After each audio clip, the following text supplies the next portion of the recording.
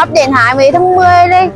Người nhà đi chuẩn bị qua tặng người yêu mình thì nói thấy kỳ han trả. Ôi Quang, gặp thế này thì để chọn quà gì bây giờ nhỉ? À hay là mua tặng bỏ hóa? Thế thì bình thường quá, phải tặng cái gì mà nó khác nhau một chút mới được.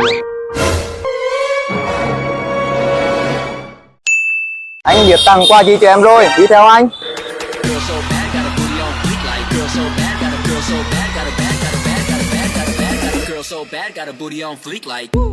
Dạ, anh chỉ có nhu cầu mua chi đó.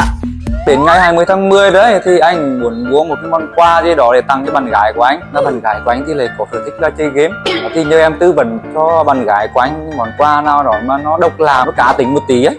Em tư vấn cho chị cái bàn phím cơ phải đẹp và full size, bởi vì ngoài chơi game ra thì chị còn làm cả công việc văn phòng nữa. Phải có LED RGB, có hot swap để sau này chị còn custom switch.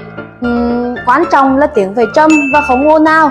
Với cả chị là con gái chân nhiều tay mềm nên là gõ phím nhẹ nhàng một chút. Có cho chị đấy. Dạ, đây là bàn phím cơ ACO 5108S có thể đáp ứng tất cả nhu cầu của chị ạ.